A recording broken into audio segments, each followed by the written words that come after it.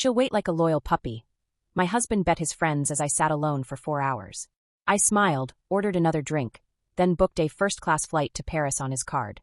I sat at the corner table of Lucille, the most expensive restaurant in the city, staring at my reflection in the polished silverware.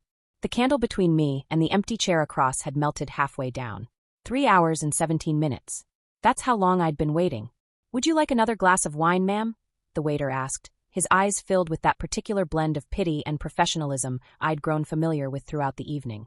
"Yes, please." I smiled weakly. "And maybe check if there are any messages for me at the front." He nodded and disappeared, returning moments later with both a fresh glass of Cabernet and confirmation that no, there were still no messages. My phone showed no missed calls, no texts. Just the wallpaper of us on our wedding day 5 years ago. I looked so happy then, so certain.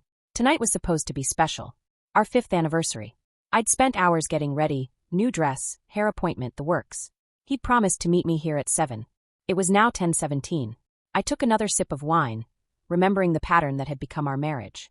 The forgotten birthdays. The work emergencies that always seemed to happen when we had plans. The way he'd laugh it off later, telling me I was too sensitive. The restaurant had emptied considerably. The maitre d' kept glancing my way, probably wondering how much longer I'd occupy the table. I'd already ordered and canceled our dinner twice. At 11:23, just as I was gathering my purse to finally admit defeat, I heard them. Loud laughter, the unmistakable sound of men who'd had too much to drink. And then his voice, cutting through the quiet ambience of the restaurant. "See, told you guys she'd still be here." I looked up to see my husband stumbling toward me, flanked by 3 of his friends. His tie was loose, cheeks flushed from alcohol. They were all grinning. 4 hours, man. "You win," one of them said, slapping money into my husband's palm. "Told you. Waiting like a loyal little puppy."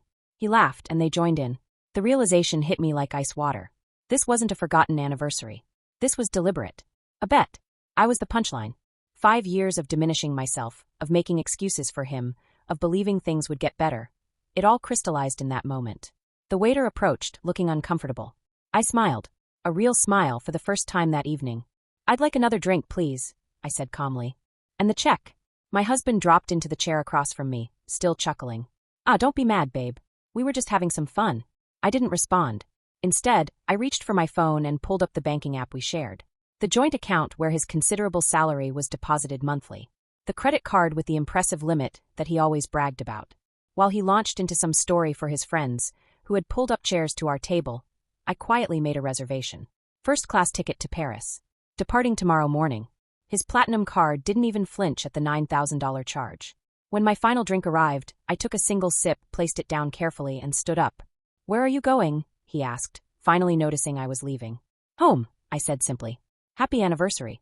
I walked out of the restaurant with my head high, ignoring his calls to come back. In the taxi, I silenced my phone after the 3rd call. By the time I reached our apartment, I had packed a suitcase with only what mattered. By midnight, I had checked into an airport hotel. He called 23 times that night. I counted each one as I lay awake, feeling lighter than I had in years. I didn't answer. The next morning, as I settled into my first-class seat, champagne in hand, I finally texted him. "Enjoy the bill from Lucille. I've gone to Paris. Don't wait up." Then I turned off my phone and watched the city disappear beneath the clouds. Update 1 week later.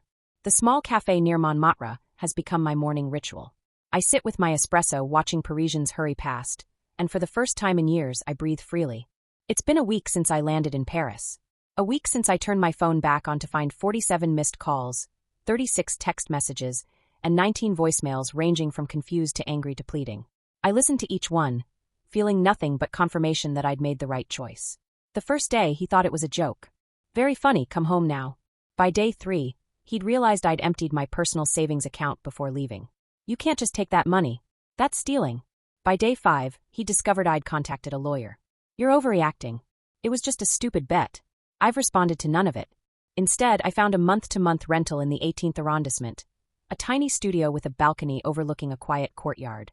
I've been walking for hours each day, getting lost in narrow streets and finding my way again. Yesterday, I received an email from his mother. She wanted me to know he was devastated, and that I was tearing the family apart over a silly misunderstanding. I almost laughed. The same woman who had watched him belittle me at family dinners for years, who had told me once that marriage is about compromise, dear, and sometimes that means the wife does most of the compromising. I didn't reply to her either. Today, I met with a French immigration lawyer. My tourist visa gives me 90 days, but I'm exploring options. I have a master's degree that's been gathering dust since we married, and he convinced me my career wasn't a priority. Turns out, there are opportunities here. The waiter refills my coffee without asking. He stopped looking at me with curiosity and now just offers a friendly nod. I'm becoming a regular, a person with routines and habits in this new place. My phone buzzes. Another text from my husband. The credit card company called. $9,000 for a plane ticket? Are you insane?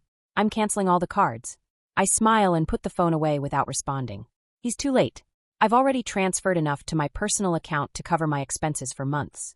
The lawyer fees. The rental deposit. The French language classes I've signed up for. For dinner, I buy cheese and bread from the local shops and eat on my tiny balcony. No reservation needed.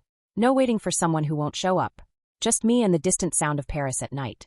I sleep better than I have in years. Update 2 1 month later. I didn't expect to be sitting across from him again so soon, especially not in Paris. But here we are, in a cafe near the Eiffel Tower, neutral territory suggested by my lawyer. You look different, he says, studying me like I'm a puzzle he can't solve. I probably do. My hair is shorter now, cut into a bob at a salon near my apartment. I've stopped wearing the heavy makeup he preferred. My clothes are simpler, more comfortable. Why did you come all this way just to ignore my calls? He asks, frustration edging his voice. I didn't come here for you. I reply, keeping my voice steady. I came for me. He scoffs, that familiar dismissive sound that used to make me shrink. This is ridiculous. You've made your point. It's time to come home. This isn't about making a point. Then what is it about? One stupid joke and you flee the country? Do you know how embarrassing this has been? Everyone's talking. I take a sip of my coffee, letting the bitterness ground me. That night at the restaurant wasn't just a joke. It was a revelation. Oh, come on. You bet your friends that I would wait for hours. That I was so predictable, so desperate for your attention that I would just sit there and take it. And you were right. That's exactly what I'd been doing for years. He shifts uncomfortably. You're blowing this way out of proportion. Am I? When was the last time you asked about my day? My dreams? When was the last time you showed up when you said you would? I've been working. Someone has to pay for your shopping sprees and fancy dinners. I haven't had a shopping spree in years. I stopped buying things for myself because you always made me feel guilty about it. And those fancy dinners? The ones you'd cancel at the last minute or show up hours late for. Those were my attempts to connect with you. He looks away, jaw tight. So this is it. You're throwing away 5 years of marriage because of one bad night. No, I'm walking away from a relationship that stopped serving either of us a long time ago. And what about our life back home? Our house? Our plans? They were your plans. Your house that I decorated to your taste. Your life that I fit myself into. He leans forward, voice dropping. I came all this way. Doesn't that count for something? For a moment, I see a glimpse of the man I fell in love with, vulnerable, present. But then he checks his watch, and the spell is broken. I have a meeting with a potential client here tomorrow. I figured I'd kill 2 birds with 1 stone, he adds. And there it is. Even now, I'm not the priority. I think we're done here, I say, gathering my bag. So that's it? You're really choosing this. What?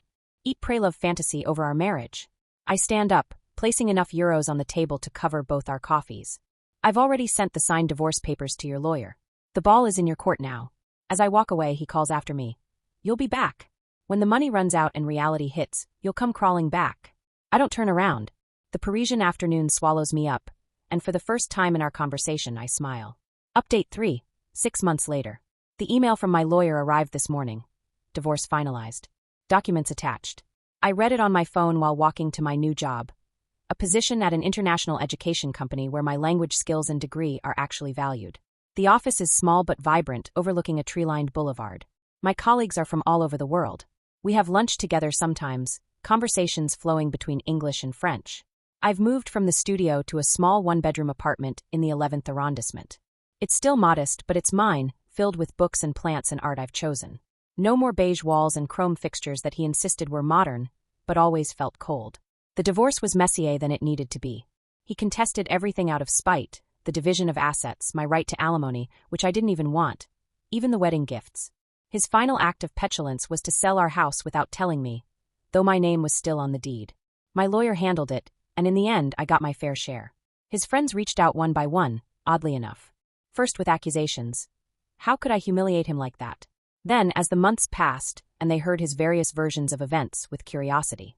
Finally, from a couple of them, with something like respect. He always treated you like you were disposable, one of them wrote.